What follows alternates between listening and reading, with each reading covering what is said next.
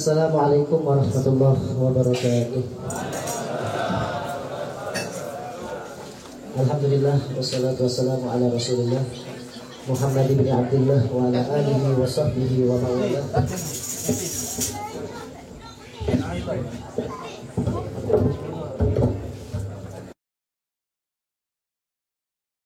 Wala khawla wala quwata illa billah, amma ba'du.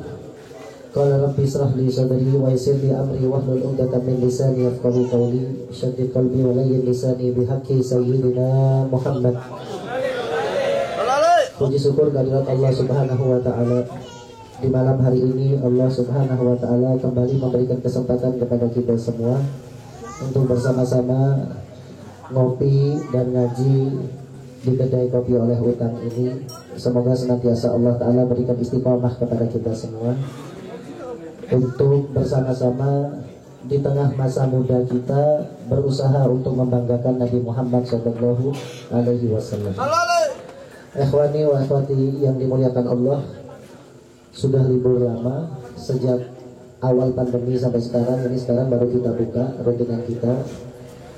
Kangen, rindu untuk bisa bersama-sama ngaji seperti detik ini.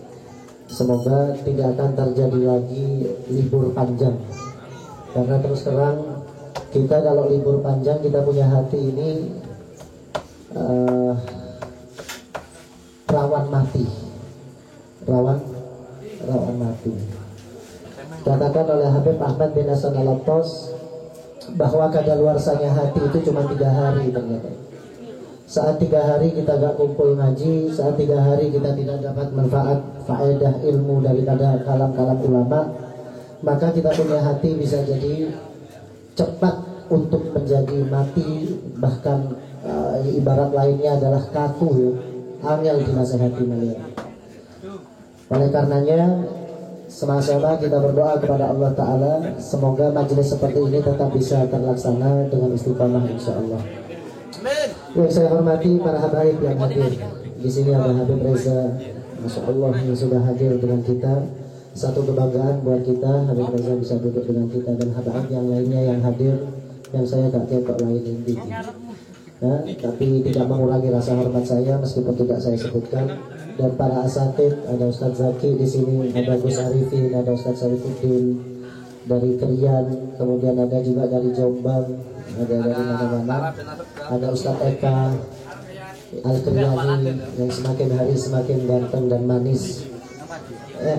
Semoga Allah Ta'ala selalu kumpulkan kita untuk membanggakan Nabi Muhammad SAW. Ikhwan wa akhwati yang dimuliakan Allah, sebagai motivasi kita akan sedikit mengingat apa yang pernah disampaikan oleh Nabi Muhammad SAW perihal anjuran bagi kita untuk menempuh perjalanan menuju untuk menuntut ilmu.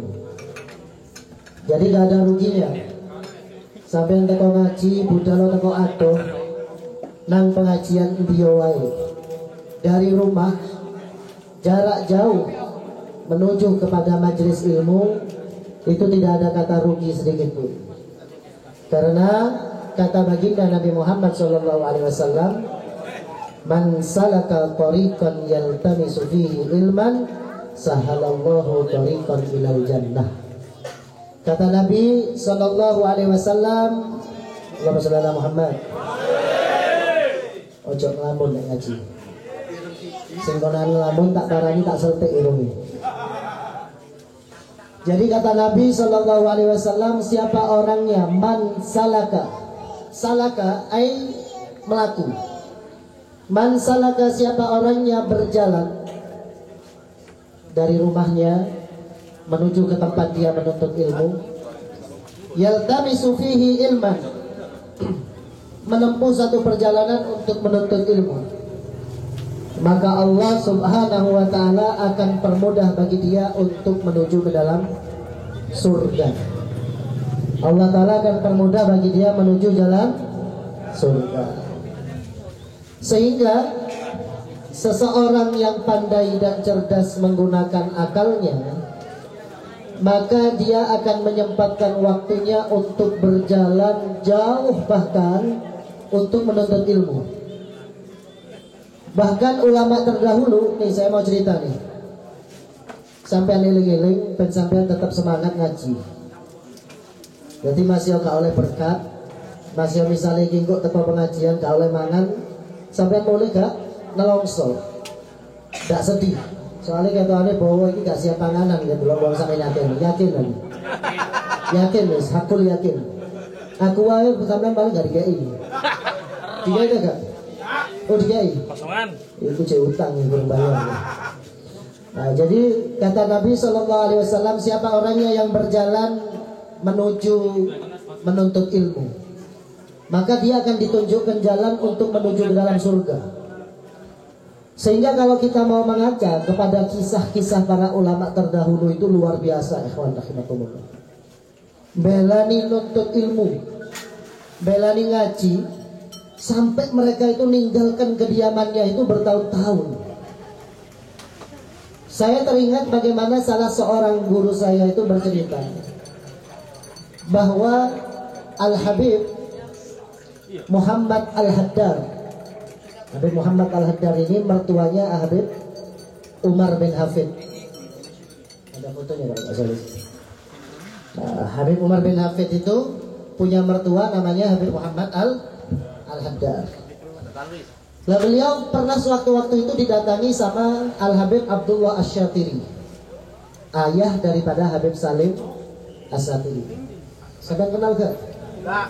Kenal ya, Be. Cristiano Ronaldo itu ini.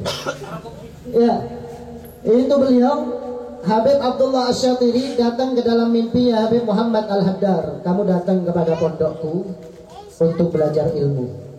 Habib Muhammad Al-Haddar ini rumahnya ada di Bayubo. Bayubo itu ada di Yaman juga, sama dengan Tarim. Cuman jaraknya kira-kira antara Surabaya Jakarta.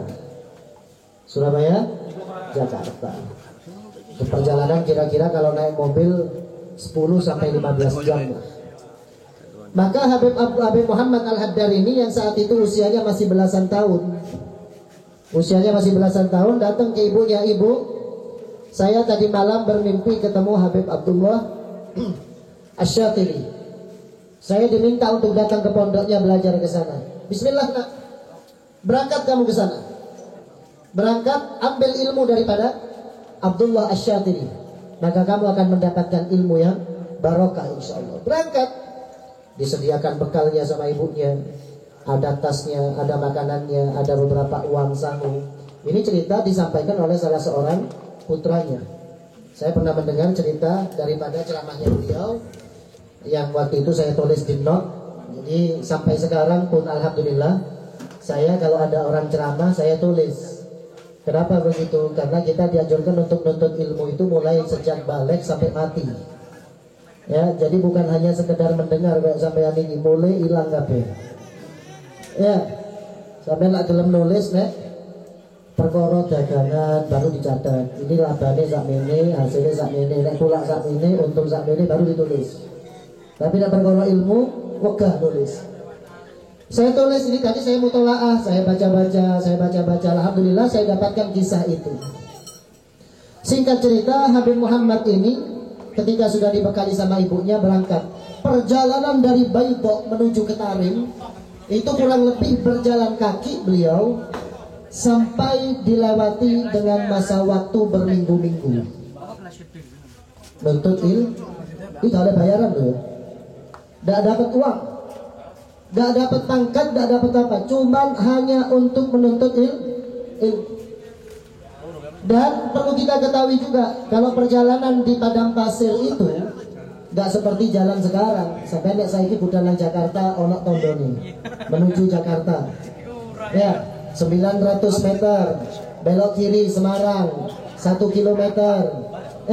1 kilometer akan sampai ke Semarang, sampai ke ke Solo, ke Jogja, ada tandanya. Itu mudah bagi kita untuk berjalan. Tapi kalau sudah di padang pasir itu seperti pelaut yang ada di atas laut. Bahkan dikatakan orang zaman dulu kalau dia bepergian jauh perlu untuk seseorang yang pandai ilmu bintang, perbintangan. Jadi kira-kira bintang ini munculnya dari arah mana, itu ke situ yang kita kejar. Kalau bintang itu tenggelam, nggak muncul lagi, berhenti dia nggak jalan. Kalau bintang itu muncul lagi, baru dia jalan menuju ikuti bintang itu. Perlu ilmu bintang. Beliau usia belasan tahun berangkat dari rumahnya dan diizinkan sama ibunya. Berangkat. Di tengah perjalanan tolah-tolah ini Habib Muhammad masih kecil. Sambil nunggu rombongan yang menuju ke arah Yaman. Sampai akhirnya bertemu dengan seseorang dan sampai ke kota Yaman, belajar beliau di situ dengan Habib Abdullah Asy-Syadzili. Itu cerita daripada Habib Muhammad Al-Haddar, bagaimana perjuangannya beliau untuk menuntut ilmu. Sebab sekarang gampang hadirin rahimakumullah. Sampai wis duwe sepeda motor, diseni bensin 1 liter, sak Surabaya dikelilingi ya tutup. Ya lah. Kemudian untuk gak tahu jalan sudah mustahil. Kenapa? Bisa tanya. Ada GPS, ada maps, ya kan? Tinggal klik Lidah Wetan, kedai kopi oleh utang, muncul alamatnya. Terus ganti tagok-tagok mana? Dipermudah oleh Allah Subhanahu wa Ta'ala. Itu satu kisah daripada Habib Muhammad Al-Haddar saja masih berangkat menuju menuntut ilmu. Bagaimana juga lihat Al-Imam Al-Ghazali. Imam Ghazali itu mau berangkat menuntut ilmu ke Baghdad. Di usia masih anak-anak ya. Pamit sama ibunya, kata ibunya, kamu berangkat dan kita nanti ketemu di surga. Kamu berangkat nak ke Baghdad, tuntut ilmu, kemudian kita nanti akan bertemu di surga. Dalam artian apa? Budal wis gak diarep kembali sama ibunya. Orang zaman sekarang anaknya berangkat ke pondok disambangi bolak-balik. Ditangisi nang omah. Ini Al-Habib Sayyidina Al-Imam Al-Ghazali yang mempunyai karya Ihya Ulumuddin, yang sampai karangan Ihya Ulumuddin itu sapa wong alim sing gak maca Ihya Ulumuddin lan gak ngamalno berarti dia dikatakan. Bayangkan sampai menjadi barometer ulama itu su atau ulama yang baik di mata Allah Ta'ala, dia harus ngamalkan Ihya Ulumuddin. Ya, itu begitu Imam Ghazali berangkat. Cuma diberi beberapa keping uang yang sama ibunya dijahit, disempit-sempitan bajunya, diikat. Ya, kemudian ini nanti disimpan. Saya tujuannya dijahit seperti ini biar kamu nanti gak dirampok di jalan. Subhanallah, begitu dirampok di jalan sama Imam Ghazali karena dipesani sama ibunya, aku pesan satu hal, kamu jangan pernah bohong. Kamu jangan pernah bohong. Sejak kamu berangkat keluar dari rumah ini sampai pulang nanti ditakdir oleh Allah Ta'ala, jangan pernah bohong sedikit pun. Di tengah perjalanan sama perampok ditakoni, kan gue duit agak gowo. Karena masih kanak-kanak cerita gowo, oh dekendi ini taruh sini sama ibu saya dijahit. Dia ingat kepada nasihat ibunya, jadi kasih sampai akhirnya menjadi perampok-perampok itu taubat karena sebab cucunya Imam Ghazali. Panjang ceritanya. Walhasil Imam Ghazali berjuang untuk menuntut ilmu sampai sedemikian serupa. Begitu juga siapa lagi? Tadi Al-Habib Muhammad Al-Haddar yang baru-baru saja ya. Yang insya Allah kita semua kebanyakan yang usianya 30 tahun masih nututi. Begitu juga Al-Imam Asy-Syafi'i. Kita lihat Imam Syafi'i itu. Imam Syafi'i dulu waktu mau ngaji itu miskin, gak punya harta beliau. Sampai kata ibunya, nah kamu mau belajar ke Imam Malik, ibu gak mampu untuk belikan kamu bolpen dan gak mampu untuk belikan kamu kertas. Maka apa yang diperbuat oleh Imam Syafi'i? Jadi ilmu yang diajarkan oleh Imam Malik saat itu diajarkan, dia pulang sudah harus hafal. Ditulis gawe itu sama Imam Syafi'i di telapak tangannya. Berjuang beliau sampai di masa kanak-kanaknya pun beliau habiskan untuk menuntut ilmu daripada Nabi Muhammad Sallallahu Alaihi Wasallam. Begitu juga kita lihat bagaimana Al-Habib Ahmad bin Zain Al-Habsyi. Luar biasa ya ikhwan rahimakumullah. Habib Ahmad bin Zain Al-Habsyi ini setiap hari menempuh perjalanan 20 jam menempuh perjalanan 20 jam untuk menuju ke rumah gurunya. Siapa? Habib Abdullah bin Alwi Al-Haddad. Habib Ahmad bin Zain ini punya karangan Risalatul Jami'ah. Setiap santri yang mondok kalau pengen mudah belajar ilmu semakin tinggi, dia harus belajar kunci kitab. Yang dikatakan kunci kitab itu kitabnya Ahmad bin Zain ini, Habib Ahmad bin Zain, yaitu Risalatul Jami'ah. Jadi fikih semi tasawuf. Di dalamnya mengajarkan tentang tata caranya wudu, juga diajarkan segi tasawuf, bagaimana menjaga hati, sombong, lidah, mulut, kemudian pikiran, kemudian bagaimana menjaga tingkah laku, itu diajarkan. Kitabnya tipis, tapi kitab ini menjadi kunci untuk membuka kitab-kitab yang besar. Habib Ahmad bin Zain Al-Habsyi. Belajar ke siapa? Habib Abdullah bin Alwi Al-Haddad. Sampai kudu kenalnya nih. Jadi ini ngefans sama Habaib. Kalau ngefans sama Habaib, ya kenal sama pemain-pemainnya. Seperti bonek itu ngefans kepada Persebaya, dia akan kenal kepada strikernya, backnya, cadangannya, bahkan bojone dikenali. Iya enggak? Oh, strikernya, siapa strikernya? Hah? Padi. Sampai istrinya siapa, lahirnya di mana, tinggalnya di mana, makanan favoritnya apa, ya enggak? Mobilnya apa, itu dikenal semua. Saking ngefansnya kepada pemain bola. Kita juga begitu. Kita sebagai pecinta Habaib, saya mau tanya, cinta Habaib tidak? Jawab sebentar. Cinta Habaib tidak? Nah, kalau cinta sama para Habaib dikenal, dipelajari satu persatu. Saya tak sinau nane. Mulai teko misal Habib Syekh. Oh, Habib Syekh itu tinggalnya di kota Solo. Oh, lahirnya kapan sih Habib Syekh itu? Lahirnya tanggal sekian, bulan sekian, tahun sekian. Pakaian yang paling sering dipakai sama Habib Syekh apa? Oh, pakaiannya seperti ini. Itu kita kalau mau belajar ngefans seperti itu. Yang sering diucapkan sama Habib Syekh itu apa? Haji. Ada kan ucapan-ucapan yang sering diucapkan, kan begitu. Kemudian apa lagi? Yang berkaitan dengan orang yang dicinta itu akan dicatat dan akan selalu dikenang di pikirannya dan diterapkan di dalam kesehariannya. Begitu Habib Abdullah bin Alwi Al-Haddad ini, hadirin rahimakumullah, imamu ahli sunnah wal jamaah. Jadi semua kalangan imam penganut ahli sunnah wal jamaah berimamkan kepada Habib Abdullah Al-Haddad ini.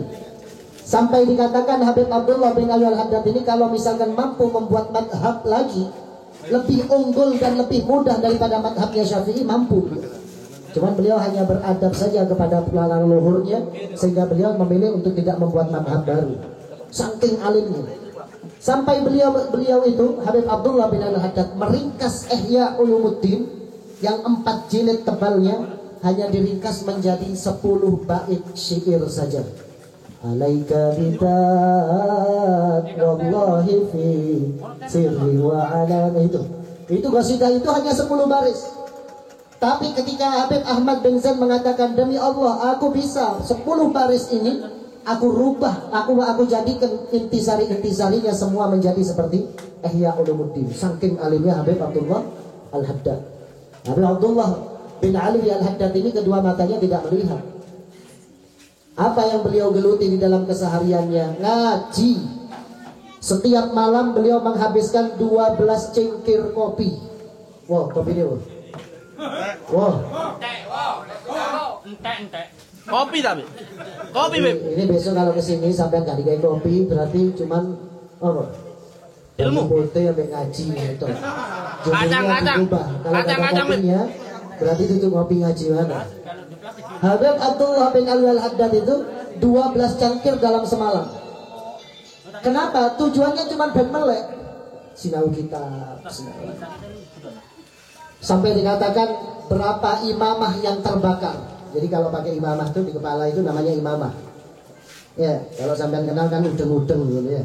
Itu bahasanya istilahnya adalah imamah. Itu imamahnya sering terbakar. Kenapa? Jadi kalau belajar ada lilinnya di depan. Beliau saking ngantuknya, ditahan ngantuknya gitu, kepalanya tunduk sampai akhirnya imamahnya itu terbakar berkali-kali. Inilah perbedaannya kita dengan mereka, ikhwan rahimakumullah. Mereka itu benar-benar ingin mendapatkan surga sampai melewati masa mudanya dengan penuh ibadah kepada Allah Subhanahu wa ta'ala. Jadi berangkat kemanapun berangkat kamu. Kenapa begitu? Karena memang itu yang dianjurkan sama Nabi Muhammad. Nabi bilang, man salaka tariqan yaltamisu fihi ilman sahalallahu tariqan ilal jannah. Orang yang keluar dari rumahnya untuk menuntut ilmu, maka Allah Ta'ala akan permudah bagi dia untuk menuju ke dalam surga. Berarti kebalikannya apa? Saat kita itu enggan untuk keluar menuntut ilmu, berarti di saat itu juga kita ditakdir untuk kesulitan menuju ke dalam surga. Awas, iling-ilingen. Nek sampai harus mulai ngaji nih males, ya, hadir pengajian sudah mulai males, nuntut ilmu sudah mulai males, berarti di saat itu Allah Ta'ala sudah mulai arahkan kamu ke dalam neraka. Kenapa? Allah Ta'ala gak tunjukkan jalan menuju surga. Makanya orang-orang dulu itu sampai berjuangnya begitu, hadirin rahimakumullah. Mereka kan wali, dia kan duduk wali. Wali itu juga ngantuk sama dengan kita. Wali itu kalau gak makan juga lapar sama dengan kita. Wali itu kalau gak tidur juga ngantuk. Wali itu juga pengen kawin, hadirin. Sama dengan kita, gak beda sedikit pun, cuman bedanya siji. Apa? Mereka kuat ngempet, awak dewe gak kuat ngempet. Misalnya kita sudah ngantuk, ya, langsung golek kasur, golek bantal turu. Gak gelem belani ninggal no turu demi menuntut ilmu. Mereka meskipun dalam posisi punya uang, gak punya uang, berangkat untuk menuntut ilmu. Beda dengan kita. Kita sudah gak punya uang sedikit saja, misalnya gak punya uang, atau uangnya masih ada tapi sedikit. Wis, wah, hawa nih gak enak nih. Rupanya wis perengut. Dijak ngaji wis tau nek nek kerja saiki ngejauh aku gak apa-apa, tapi nek ngaji kok sik masuk. Ya, ini keadaannya kita begitu. Kalau sudah diajak majelis taklim, diajak nuntut ilmu, ngantuk gitu. Kalau sudah diajak untuk mengaji, untuk mempelajari ilmu syariat, alasan itu banyak saja. Tapi sekarang kadang di antara kita itu kalau keluar untuk mendapatkan laba, masih sampai nginep-nginep ya dibelani. Kenapa? Pulang dapat uang. Padahal kalau mau ditotal antara uang dengan surga itu tidak ada sejual kukunya. Dibandingkan dengan surga, oh gak ada. Makanya orang-orang dulu itu berjuang begitu. Makanya lewat majelis taklim seperti ini, kita pompa, ya, yang hobi sholawatan, yang hobi pikiran, ya, diimbangi juga dengan menuntut ilmu. Yang biasanya hobinya cuma kerja, tok, sudah mulai diimbangi dengan menuntut ilmu. Kalau pagi dia nuntut uang, maka di malam hari dia akan menuntut ilmu. Demi apa? Agar dipermudahkan untuk menuju ke dalam surga. Seperti cerita yang pernah saya sampaikan, bahwa ada orang ahli ibadah tanpa ilmu. Ya, sering saya sampaikan. Ahli ibadah tanpa ilmu. Sholat, tahajud, poso, baca Quran, sampai gak kumpul menungso, sampai gak kawin. Saking hobinya ibadah. Tapi sewaktu-waktu berangkat ke pasar beli keledai. Sewaktu-waktu ke pasar beli keledai. Subhanallah, keledai ini tidak disembelih dimakan dan tidak diternak. Ketika ditanya sama tetangganya, keledai kau gunakan untuk apa? Itu keledai untuk aku memenuhi syahwatku. Untuk memenuhi syahwatku. Aku gak kawin, aku gak nikah. Loh, kenapa kamu gak nikah saja? Kalau nikah itu masih repot ngasih makan, masih repot nanti kerja. Jadi saya cuma beli binatang saja, saya puaskan, lampiaskan nafsu saya ke binatang itu. Padahal dia ahli salat, ahli tahajud, ahli ibadah, ahli segala macam. Kenapa? Hanya karena gak punya ilmu. Nah, ini pentingnya ilmu di sini. Makanya jangan sampai kamu itu ibadahnya semangat, dalam ibadahnya ternyata yang haram dikira halal, yang halal dikira haram. Makanya dikatakan orang yang menuntut ilmu itu, kalau misalkan laukana sawaba majalisil ilmi buddan laktatalu ala huduri. Kalau misalkan pahala majelis ilmu seperti sekarang ini kontan, misalkan teko langsung oleh ganjaran ketok, teko mulai oleh Nova misalnya, begitu teko mulai oleh beliau, oleh dapat hadiahnya kontan misalnya, maka semua orang itu akan saling membunuh. Kalau misalkan pahalanya kelihatan, begitu hadir pulang pahalanya kelihatan, maka semua orang akan saling membunuh untuk duduk di depan. Kau anak sing ngungguri, sing ngungguri kau bakal ini kabeh. Kenapa? Kalau pahalanya terlihat. Karena pahalanya gak terlihat, akhirnya kita malas. Karena pahalanya tidak terlihat, akhirnya pahalanya kita hawanya malas. Nah, kalau sesuatu pahala yang tidak terlihat itu ganjarannya gede, hadirin rahimakumullah.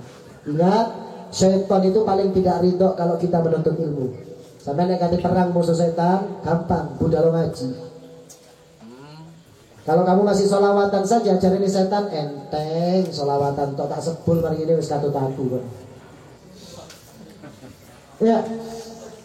Wong kon selawatan yo gak paham artine. TP. Oh, budal darusan baca Quran ala gampang jarene setan. Mari ini tak sebul kata aku maneh kon. Oh kon baca Quran yo gak tepak kabeh. Diguyu sama setan, tapi setan itu tuh di luar sana, di belakang-belakang tuh. Marah semuanya. Wah, apa rek nom-nom lungguh bareng, ngaji bareng. Male weruh hukum nuntut ilmu nek iku diwajibno. Male weruh halal, male weruh haram, goro-goro HPP ku gedeng nih. Jadi setan-setannya marah semua di luar sana. Cuma kita gak kelihatan, saya lihat. Setan gak terima nih. Orang sing logo nang sosial media.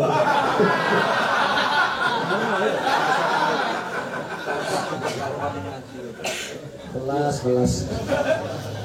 Ya, jadi setan itu paling gak terima kalau kita menuntut ilmu. Kalau cuma sekedar ibadah-ibadah yang lainnya sama setan diguyu. Iya, ya setan itu hadirin rahimakumullah berpangkat-pangkat. Kon ono nang jero Masjidil Haram lho jadi parane itu setan lho. Dibisiki lho. Beberapa tahun yang lalu saya umroh. Maaf ya, saya berangkat umroh waktu itu. Subhanallah.